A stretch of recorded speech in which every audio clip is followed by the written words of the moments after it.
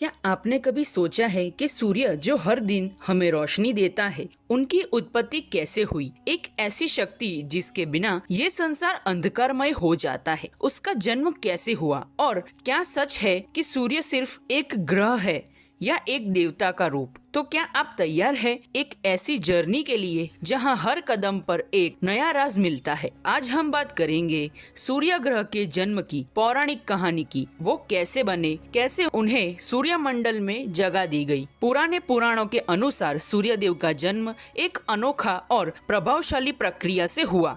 जब ब्रह्मा जी ने जगत का निर्माण किया तो सबसे पहले उनके मुख से एक शब्द निकला, ओम। ये शब्द ही सूर्य का तेज का स्रोत था। उसके बाद ब्रह्मा जी के चार मुख से वेद प्रकट हुए जो ओम के तेज में एकत्रित हो गए। इसी तेज से सूर्यदेव का जन्म हुआ। लेकिन एक और कहानी भी है जिसमें कहते हैं कि सूर्य का जन्म अदिति और कश्यप जी के पुत्र के रूप में हुआ। अदिति ने बहुत कठिन तपस्या की थी, जिससे प्रसन्न होकर सूर्यदेव ने उन्हें एक तेजस्वी बालक के रूप में जन्म लिया। एक बात और, जब कश्यप जी ने अदिति के गर्भ में पल रहे बच्चे को मृत्यु वर दिया तो अदिति के गर्भ से एक तेज पुंज निकला और उसी तेज पुंज से सूर्यदेव प्रकट हुए। क्या सूर्य एक ग्रह है या देवता? क्या आपको लगता है कि सूर्य एक ग्रह है या एक देवता?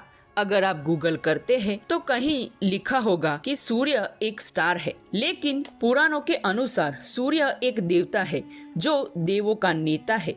सूर्य देव को नवग्रहों का अधिपति माना जाता है। तो सच क्या है? दोनों ही बातें सच है। साइंटिफिक और पौराणिक पर्सपेक्टिव दोनों साथ चलते हैं, लेकिन हमारी कहानी पुराणों पर बेस्ड है। सूर्यदेव का तेज। सूर्यदेव का तेज इतना प्रभावशाली है कि एक बार एक ऋषि ने उन्हें देखने की इच्छा की तो उनका देह जल गया। इसीलिए सूर्यदेव को आत्मजा या आत्मा के रूप भी कहे जाते हैं। सूर्यदेव को सूर्यमंडल में कैसे स्थान दिया गया? अब हम बात करेंगे सूर्यदेव को सूर्यमंडल में कैसे स्थान दिया गया। सूर्यमंडल में सूर्यदेव को नवग्रहों का राजा और केंद्र के रूप में कैसे स्थापित किया गया? इसकी पौराणिक कथा ब्रह्मा, विष्णु और महेश त्रिदेव द्वारा मान्यता प्राप्त करने से जुड़ी है। ये प्रक्रिया सृष्टि के आरंभ से शुरू होकर देवासुर संग्राम के बाद तय हुई। देवासुर युद्ध और त्रिदेव की मान्यता। सूर्यदेव ने असुरों को पराजित कर इंद्र को स्वर्ग लौटाया।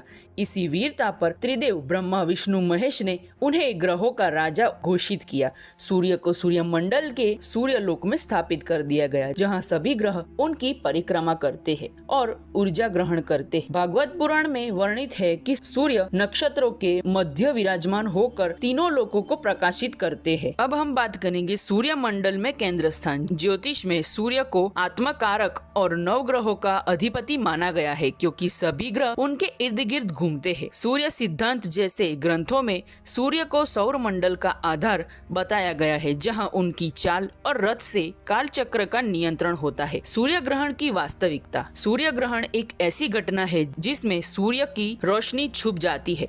पुराणों के अनुसार सूर्य ग्रहण तब होता है जब राहु सूर्य को निगल लेता है। लेकिन सच क्या है? क्या राहु सच में सूर्य को निगल लेता है या ये एक प्राकृतिक प्रक्रिया है? दोनों कहानियां सच है, लेकिन हमारी कहानी पुराण पर बेस्ड है। तो ये थी सूर्य ग्रह की पौराणिक असली कहानी। ऐसे ही सारे 9 ग्रहों की पौराणिक कहानियों की सीरीज शुरू करी है, तो अब आप इस सीरीज को जरूर देखें और कमेंट करके बताएं कि आपको अगले कौन से टॉपिक पर सीरीज चाहिए।